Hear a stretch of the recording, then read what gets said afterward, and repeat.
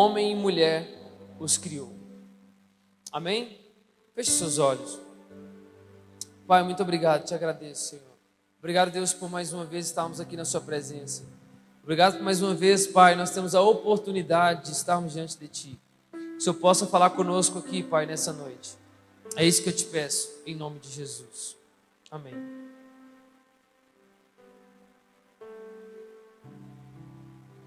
Eu estava pensando ontem sobre quem nós somos, sobre identidade, e Deus falou algumas coisas muito especiais comigo, eu queria compartilhar com vocês. Porque nós precisamos entender quem nós somos para não vivermos perdidos à procura de quem nós somos, enquanto quem nós somos está diante de nós. Eu digo que está diante de nós porque quem nós somos ou quem nós fomos chamados para ser, a nossa identidade, as nossas características, estão totalmente ligadas a Deus e eu vou te explicar por quê. Mas é incrível que no planeta Terra são 7 bilhões de pessoas e 7 bilhões de vezes ninguém nunca nasceu igual ao outro. Nascem da mesma barriga gêmeos, mas sempre existe uma pequena diferença. Sempre há algo que muda. Então, olha quanto o ser humano possui a sua particularidade.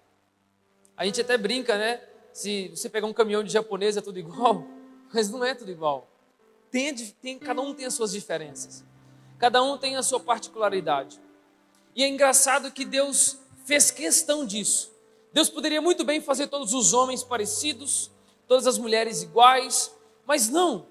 Deus criou cada um com características especiais, características únicas, identidade própria e uma identidade única. Alguns são mais extrovertidos, alguns mais introvertidos, outros conseguem falar bem em público, outros não. Uns têm a capacidade de se relacionar, outros são mais fechados. Mas enfim, em tudo isso Deus é glorificado através daquilo que nós somos. Deus não precisa de super-homens ou super-mulheres para que Ele possa usar. Ele precisa de homens e mulheres dispostas a serem usados. Porque independente das nossas características, talvez você pense, eu não sou bom em falar, eu não sou alguém que pregue, eu não sou alguém que fala em público, mas não importa, Moisés também não era. Jeremias também não era um bom falador, Josué teve medo, enfim. Então não depende das nossas características físicas ou daquilo que nós achamos que nós precisamos ter para exercer algo diante de Deus. Mas o que Deus quer de nós é que nós sejamos gratos com aquilo que nós já somos e estivermos dispostos a sermos usados pelo Senhor. É engraçado dizer, e não há problema nisso, mas eu quero que você me entenda, que todas as vezes, eu acredito que muitas pessoas aqui, eu passei por isso, eu fiz faculdade de engenharia por causa do meu pai. Meu pai queria que eu fizesse faculdade de engenharia, entrei na faculdade de engenharia, no 5º período eu falei, esse negócio não é para mim, aí eu falei assim, vou fazer aquilo que Deus me chamou para fazer, e fui fazer teologia. Fiz 4 anos de teologia e eu me descobri, eu me achei, eu me encontrei, eu era a pessoa mais feliz. E muitas vezes nós, na procura da nossa própria identidade, de sabermos quem nós somos, muitas vezes nós nos moldamos ao padrão de alguma pessoa para nós agradarmos essa pessoa. Em um primeiro ponto. Muitas vezes um pai, um tio, enfim, quem cria você, ele paga a faculdade, ele quer que você faça aquele curso, ele quer que você seja aquilo, e você acaba fazendo com que a sua identidade caminhe para aquilo, só que aquilo não faz parte de você, porque você está tentando agradar uma pessoa. E há aquelas pessoas também que passam a vida inteira com uma busca pessoal de descobrirem quem elas são e fazer aquilo que elas querem. E nesses 2 pontos, em nós vivermos em prol de agradar alguém ou vivermos em prol de fazer o que nós queremos, existe um perigo. Existe um perigo porque existem vestígios adâmicos dentro de nós e dentro dessas atitudes.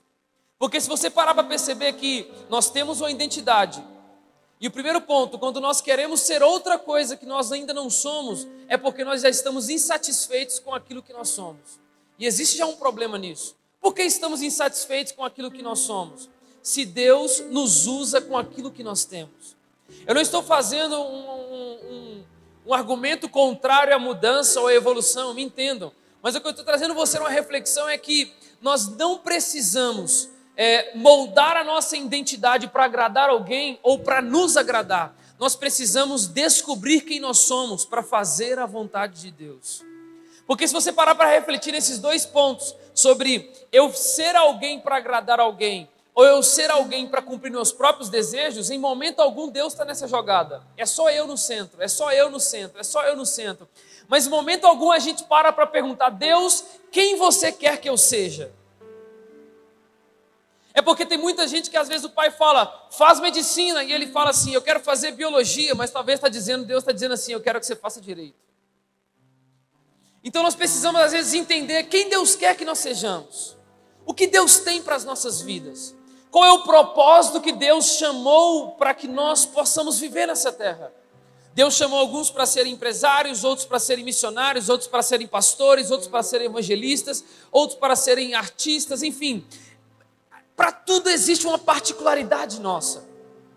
Só que mais importante do que saciarmos os desejos da nossa alma em descobrirmos quem nós somos, nós precisamos saciar a nossa alma em descobrirmos quem Deus quer que nós sejamos.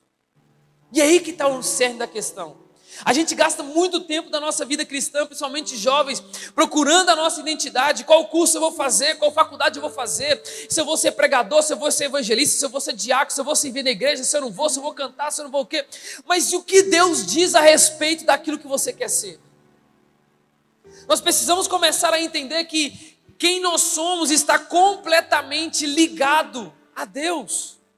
Quando nós conhecemos a Deus, nós vamos conhecer verdadeiramente quem nós somos. Não tem como nós descobrirmos nossa verdadeira identidade se nós não conhecermos a Deus. E conhecermos a Deus não é só ler a Bíblia, conhecermos a Deus não é só vir à igreja, mas conhecermos a Deus é nós entregarmos a Ele, nos relacionarmos com Ele, termos uma vida com Ele. Por que eu digo que nos conhecermos está totalmente ligado ao conhecimento de Deus? Porque, cara, se eu me realizar, na frente eu vou me frustrar. Se eu realizar o desejo do meu pai, ou se eu viver a minha vida para moldar a minha identidade, o meu propósito, para agradar alguém, na frente eu me frustro. Ou se eu tentar me agradar a mim mesmo, fazer para mim mesmo, lá na frente também eu vou me cansar. Mas agora, se nós procurarmos vivermos aquilo que Deus quer que nós vivamos, nós seremos plenamente satisfeitos e felizes, independente de circunstâncias. E é aí que Paulo fala sobre a paz que excede todo entendimento, sobre uma alegria verdadeira. E só nós alcançamos essa alegria verdadeira, essa paz, quando nós somos plenos em Cristo. Quando nós verdadeiramente entendemos que nós precisamos viver pela vontade dEle, para a vontade dEle, e nós vamos buscar, Deus, o que é que você quer que eu seja? Qual é a identidade que o Senhor tem para mim? Para que o Senhor me chamou? Para que eu nasci? Por que eu estou aqui? Qual é o meu propósito? O que eu vim fazer nessa terra?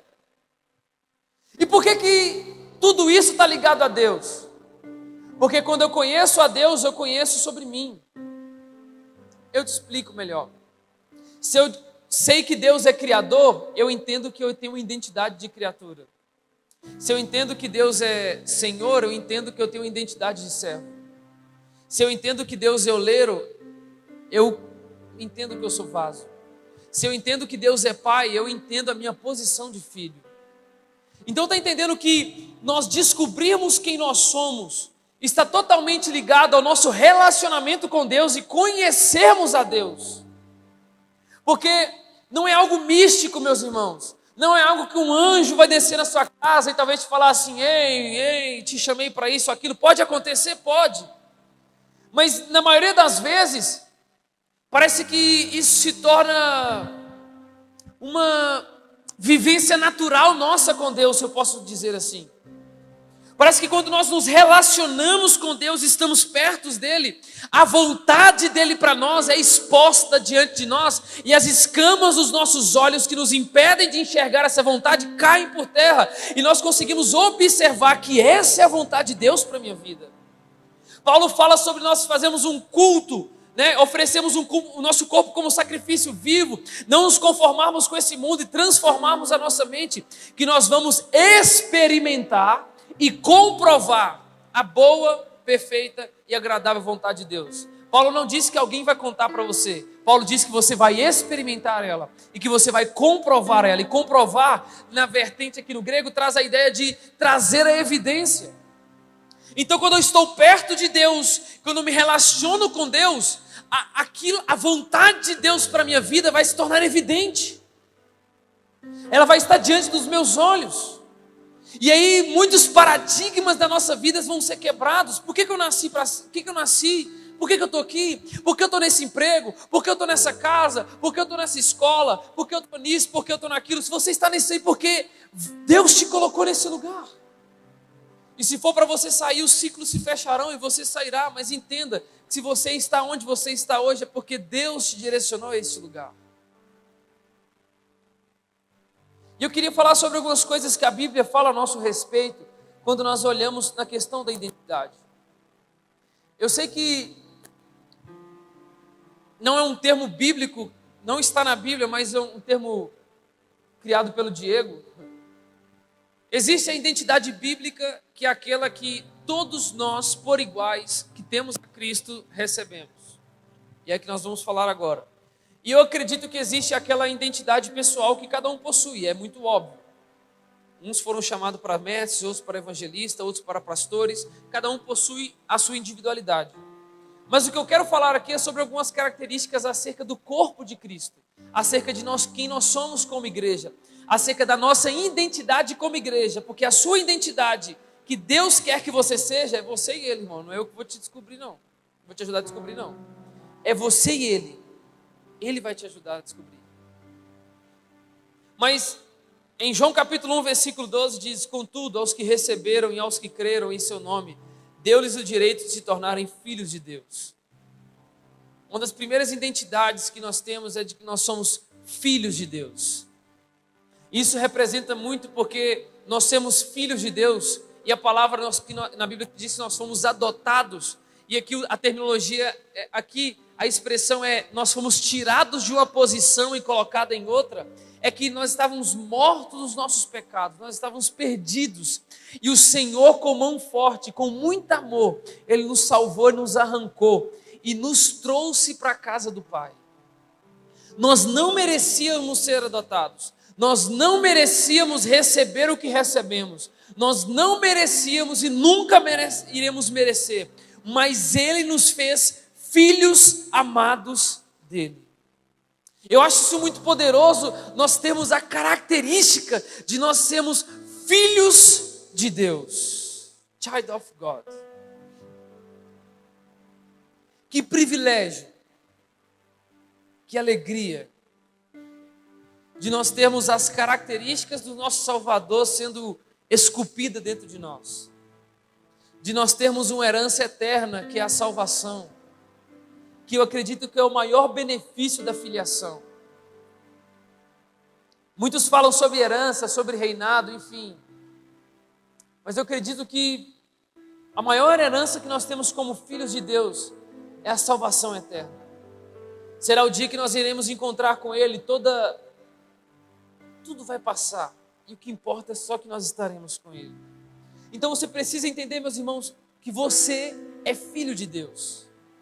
Você é um filho amado de Deus. E não deixe que as pessoas, ou as situações, ou as ideologias lá fora façam com que você desconfigure isso na sua mente, ou que você questione isso. Ou todas as vezes que você não se sentir digno disso, continue não se sentindo digno. Porque realmente não somos dignos. Porque tem muitas pessoas que falam que não somos dignos daquilo que recebemos. Mas nós não somos dignos da salvação. Nós não somos dignos de ser feitos filhos de Deus. Mas o Senhor nos salvou. Com graça, favor e merecido. E é isso, nós somos filhos de Deus. Em 1 Coríntios capítulo 12, 27, diz assim: ora, vocês são o corpo de Cristo, e cada um de vocês individualmente, membros desse corpo. O que é isso? O que quer dizer que nós somos membros de um corpo? Cristo é o cabeça, a igreja. Nós fazemos parte do corpo de Cristo. E cara, eu fico pensando, imagina o meu corpo, se o meu braço esquerdo não faz nada, para que ele serve? Se Se o meu braço esquerdo está morto, está definhando, eu não consigo fazer nada com ele. Cara, se nós estamos enxertados nesse corpo, nós somos colocados para nós fazermos algo. Nós somos colocados para servir, para amar, para trazer hospitalidade, para ensinar, para exortar, para alguma coisa o Senhor nos chamou para fazer. Mas se nós estamos dentro desse corpo, alguma função está diante de nós. Seja ela interceder, seja ela, enfim, qualquer delas, não importa o tamanho de grau que você julgue, não importa se é pregar ou se é estar aqui ou se é lavar o banheiro, não importa o que é, mas todos nós fazemos algo no corpo de Cristo. E nós precisamos entender que essa identidade está sobre nós e essa responsabilidade também está sobre nós. A responsabilidade de nós pregarmos o Evangelho, de transmitirmos o Evangelho àqueles que não escutaram, àqueles que não conhecem a Cristo. Quando nós dizemos que nós somos do corpo de Cristo, somos da igreja do Senhor, quer dizer que os ambientes que eu vou pisar, eu preciso ser igreja. Quando eu digo que eu sou corpo de Cristo, quer dizer que os ambientes aonde eu frequento, eu preciso continuar sendo membro desse corpo. Eu não sou membro desse corpo quando eu estou aqui dentro, eu sou em qualquer lugar.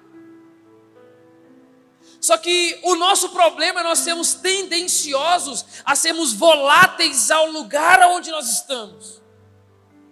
Assim como a água é colocada dentro de um recipiente quadrado ou dentro de um recipiente circular e ela se amolda àquele recipiente, nós não podemos ser assim. Nós precisamos ser quadrados e quadrados para sempre. Porque essa palavra é absoluta, meus irmãos, essa palavra não muda. Então nós somos membros desse corpo, você precisa entender isso. E eu te pergunto, o que é que você tem feito para o Senhor? O que é que o seu coração está disponível para ser servo? O que é que você tem se disponibilizado a fazer? Mas se você não fizer, irmão, Deus não precisa de nós, Ele coloca outro para fazer. Mas é aquela coisa, né? Se nós temos o privilégio e a alegria de fazer, por que não? Se nós temos a honra, a alegria, o privilégio, a satisfação de fazer, por que não? Então, além de nós sermos corpo de Cristo, em 2 Coríntios capítulo 5, 17, diz assim: portanto, se alguém está em Cristo, é nova criatura. As coisas antigas já passaram e eis que surgiram coisas novas. Quando nós estamos em Cristo, nós recebemos uma nova identidade, uma nova criatura nós somos. Jesus explica isso quando Ele fala sobre o novo nascimento. Então nós nascemos de novo.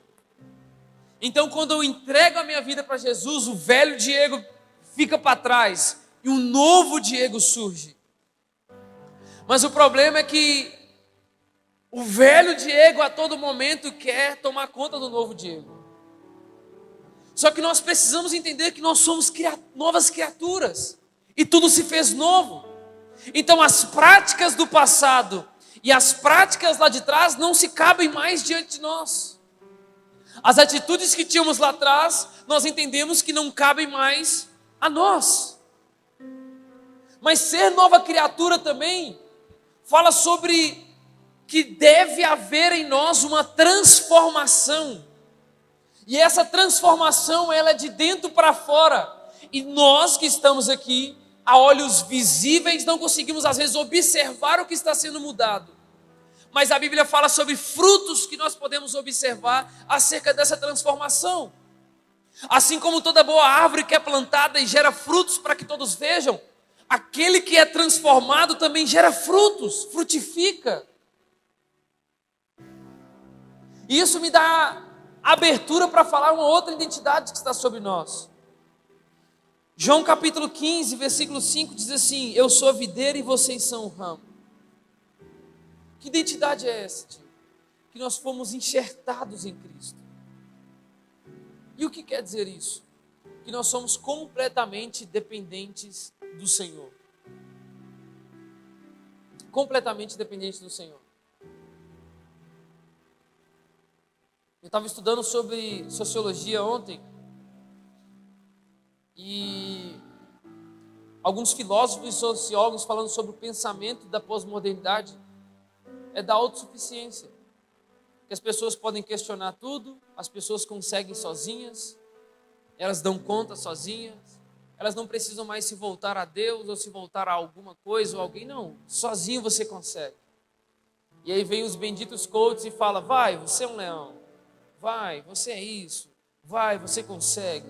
Mas uma coisa eu te afirmo mediante essa palavra: nós não somos autossuficientes. Sozinhos nós não fomos criados para viver.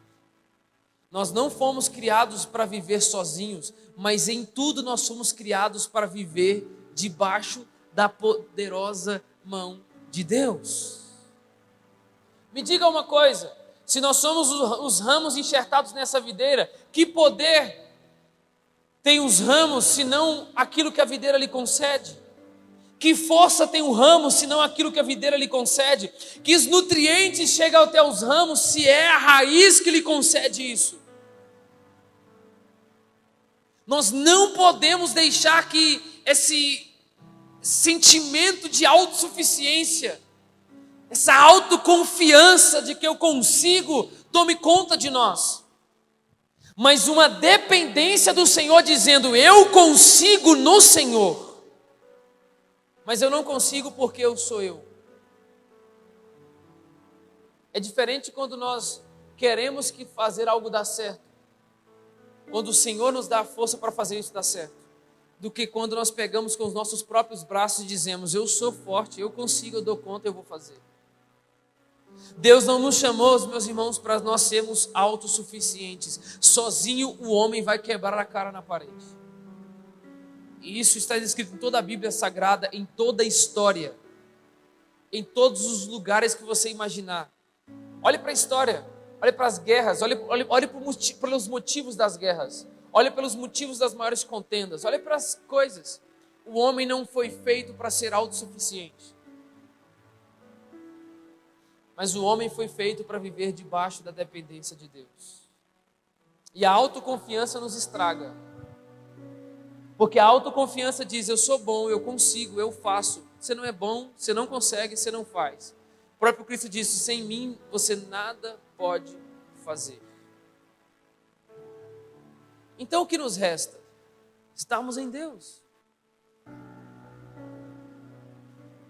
Isso é tão óbvio para as pessoas, só que isso não se torna um pensamento comum porque as pessoas não experimentam. E por elas não experimentarem, elas não percebem isso. Nós vivemos num mundo onde a busca pelo dinheiro, pelo poder é incessante. As pessoas querem ficar milionárias, as pessoas querem conquistar poder, notoriedade, serem vistas, mas elas não percebem que quando chega lá, tudo perde a graça, porque chegou lá sem sentido, ou chegou lá sozinho. Só que elas estão tão fissuradas nesse processo de chegar lá, que elas não percebem as pessoas que estão ao redor, que já chegaram, que estão vazias e deprimidas, porque não chegaram com Deus. E esse é o pensamento que a pós-modernidade traz: vai, você consegue. Só que não te contaram que você pode até chegar lá, mas você vai chegar vazio.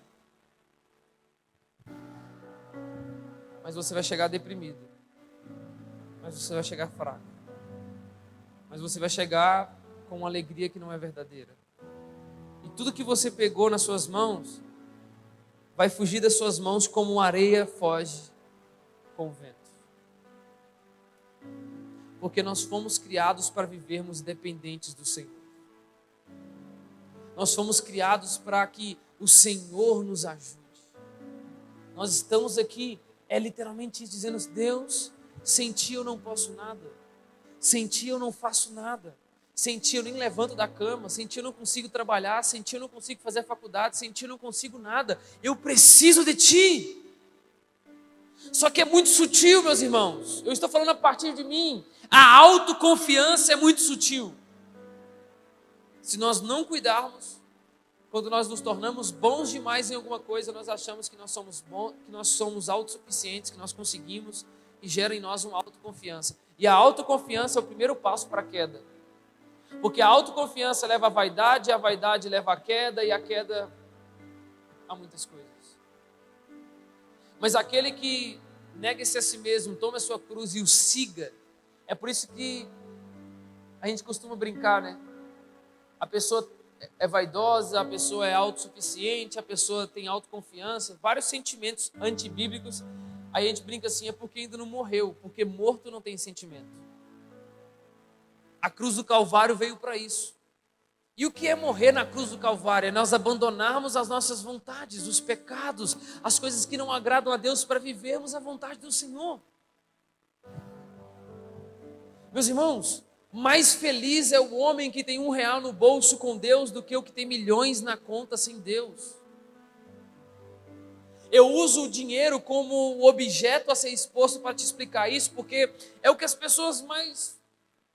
Mas isso pode aplicar em qualquer coisa. Mais vale uma cabana na chuva com Deus do que uma mansão sem Deus. Mais vale a menor das coisas, ou enfim, com Deus, do que qualquer coisa sem Ele. Então nós fomos chamados também para sermos enxertados nele. Isso quer dizer que nós somos dependentes dele. E eu encerro dizendo que em João capítulo 13, versículo 35, nós fomos chamados também para sermos discípulos. Com isso todos saberão que vocês são meus discípulos, se vocês amarem uns aos outros.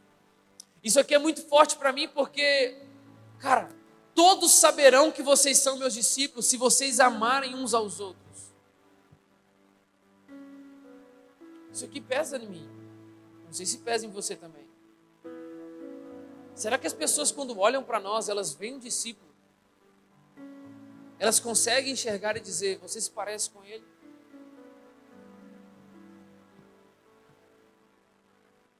Tem um texto no Novo Testamento, se eu não me engano, não vou me lembrar onde estava, não sei se é Pedro que estava pregando, enfim. Mas o texto diz assim, eles eram homens de pouca instrução, homens comuns e de pouca instrução, após ter feito uma pregação, mas todos perceberam que eles haviam andado com Jesus. Isso refletia que a pregação deles não foi uma pregação profunda, mas foi uma pregação cheia de verdade naquilo que eles caminhavam, que era com Cristo. E a minha pergunta, e eu encerro nessa identidade cristã, nós somos discípulos de Cristo? Se você me responder sim, tome cuidado. Tome cuidado, porque para ser um discípulo, primeiro eu preciso carregar uma cruz. E para ser um discípulo também, e quando eu me torno discípulo, eu também preciso falar do meu Senhor. E quais estão sendo as nossas atitudes, meus irmãos? Deus tem falado muito comigo esses dias sobre pessoas. Ainda quando nós chegamos da África, até hoje a gente não conseguiu digerir tudo que a gente viveu. Até hoje eu tenho gerado muitas reflexões dentro de mim. Acerca de tudo que nós vimos, ouvimos, sentimos e vimos Deus fazer naquele lugar. E assim como eu vi na África, eu senti muito no meu coração que Deus não precisa tocar multidões. Deus quer tocar pessoas, filhos, homens, mulheres comuns, mas que tenham o prazer de estar andando com Ele e se pareçam com Ele. Porque através de um ou dois, multidões podem ser tocadas, mas pouco importa o número. Mas eu quero que você entenda que Deus quer tocar o seu coração, mas não simplesmente para que você sinta um arrepio e venha na igreja, mas para que você seja um discípulo apaixonado por Ele, por todos os lugares que você passar. Deus quer que você se posicione onde você está. Deus quer que você seja como Cristo nos lugares onde você foi colocado para estar. E isso não se torna pesado, meus irmãos, quando nós fazemos e vemos por amor. O problema de se tornar pesado é quando nós vivemos um discipulado baseado na oferta que o Senhor tem para nos dar.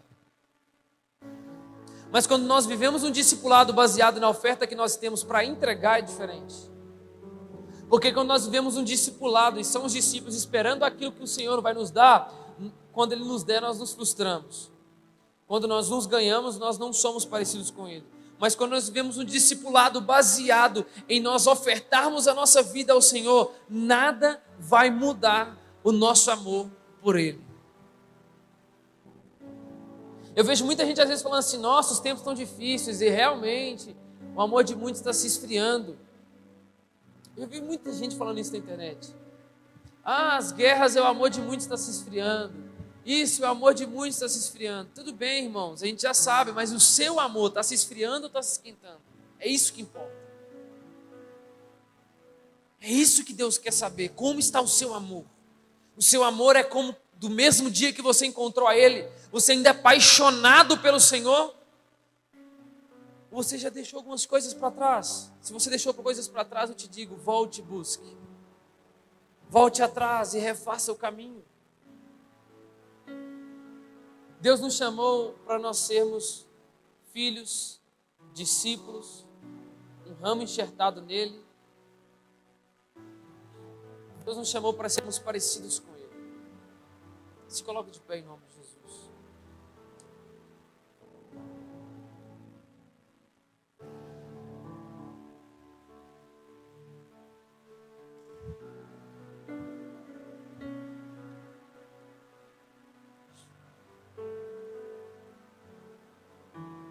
Mediante isso, você entende quem você é em Deus.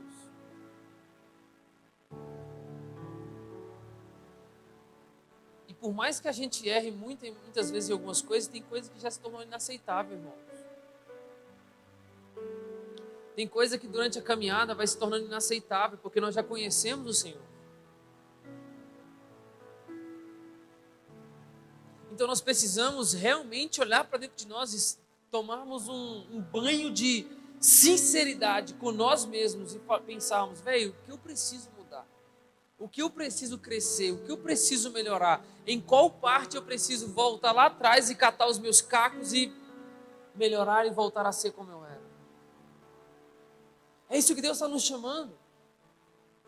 Deus está nos chamando, irmãos, nós viemos para os cultos, e o culto não ser um culto qualquer, mas nós sermos fervorosos. Deus está nos chamando para quando nós formos fazer um evangelismo, a gente faça com a nossa alma, com tudo que há em nós. Só que muitas vezes chega domingo à noite, a gente faz o quê? A gente coloca a roupa e fala, vou lá adorar o Senhor, e vem e volta como se fosse a mesma coisa. Mas nós não entendemos que nós somos filhos, discípulos, nós somos um ramo, e que o Criador do universo está dentro desse templo. Então precisa haver em nós uma entrega, um fervor, uma devoção. Mas uma entrega e um fervor e uma devoção como nos primeiros dias. Eu confesso que eu havia perdido muitas coisas dessas. Cara, e na África Deus me quebrou, muito. A gente entrava nas igrejas assim, a gente entrou numa igreja que era numa aldeia, ela era só 4 estacas e uma lona assim, inclusive choveu muito no dia, tinha crianças lá, enfim. O pastor tinha 2 anos que estava lá pregando o evangelho, e só tinha conseguido recursos para construir só a tenda até hoje. E cara, na hora que você fala com as crianças e com o pessoal da igreja, fecha os olhos, vamos orar. O povo fala, Deus em nome de Jesus, e o povo se entrega, o povo chora. Agora aqui no Brasil, vamos orar. Quando não fica calado. Isso pode parecer uma brincadeira, mas eu vi muita intensidade neles. Sabe por quê? Porque muitas vezes a falta nos faz valorizar aquilo que temos. Mas eu espero que a gente não precise da falta para aprender e valorizar a presença de Deus que está explícita, alcançável diante de nós. Sabe o que eles têm? Um batuque. Uma esteira, que é o lugar onde eles sentam no chão. E fervor no coração. E nós? Telão, música, teclado, luz, livros, internet, recursos, e nós somos frios. Deus quer de nós o primeiro amor, meus irmãos. Deus quer arrancar de nós o primeiro amor, as primeiras atitudes. Não deixe o seu primeiro amor morrer. Você orava mais antigamente, você lia a Bíblia mais, o que você fazia mais? Volte a fazer. Mas não deixe que os vislumbres das coisas que você alcançou, ou das coisas que estão ao seu redor, te roubem essa chama e esse amor. Mas que você seja intenso, que você queime, que você arda de amor pelo Senhor. E eu acredito que entendendo essas identidades e sabemos que nós somos em Deus, eu acredito que isso pode ser restaurado em nós. E Deus falou comigo muito na África, irmãos, muito. Eu percebi o quanto eu não orava, eu percebi o quanto eu não lia a Bíblia direito, eu percebia tudo que eu sou de ruim. Mediante crianças. Quanto elas eram intensas, quanto elas eram apaixonadas pelo Senhor. Irmãos, eu daria tudo para que cada um de vocês vivesse um culto lá.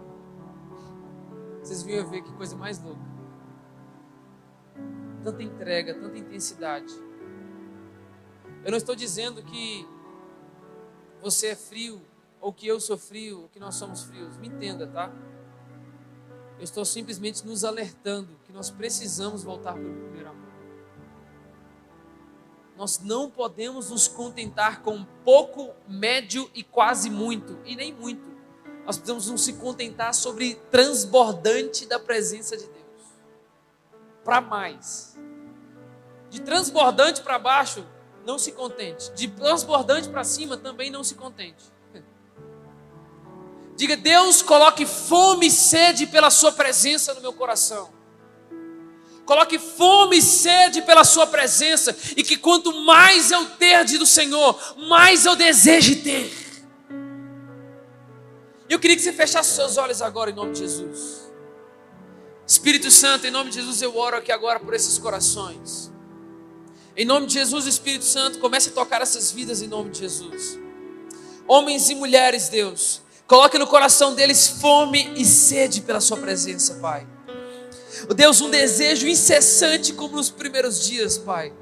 Assim também no meu coração e no coração de todos os meus irmãos. Não deixe, Deus, que nós sejamos frios, que nós sejamos mornos, que nós sejamos... Não, Pai, nós queremos ser cheios. Nós queremos arder de amor pelo Senhor, Pai. Não deixe que a rotina, não deixe que a correria, que o trabalho, que a escola, que nada roube de nós o desejo incessante pela sua presença, Pai. Oh, Senhor, eu oro por fome e sede em nome de Jesus. Mais fome e sede. Mais fome e sede, Senhor. Mais fome e sede. Mais fome e sede. Eu oro, Deus, para que o Senhor acenda os nossos corações o primeiro amor, Pai, novamente. Deus, eu oro para que aqueles que já estão acesos queimem mais ainda, Pai. Ou aqueles que o primeiro amor já está meio assim, que o Senhor aqueça novamente. Mas não deixe, Deus, que a gente se perca até mesmo dentro da sua própria obra, Pai. Não deixe que a gente se perca na nossa vida, no nosso trabalho. Deus, eu te imploro, Pai, pela minha vida e pela vida dos meus irmãos. Eu te peço, Senhor, eu acredito que eu posso pedir por eles, Pai, que eu sei que eles estão pensando isso também. Eu te peço, por favor, Jesus, nos ajuda, Pai. Nos ajuda todos os dias, mesmo cansados, a amarmos a sua palavra. Nos ajuda, Senhor, a todos os dias, mesmo sem tempo, que a gente não deixe de faltar tempo para a tua presença, Pai. Nós precisamos da sua ajuda, Senhor. Porque sem ti, Deus, nós não somos nada. Faz arder em nossos corações, Pai. É isso que eu te peço, em nome de Jesus. Amém.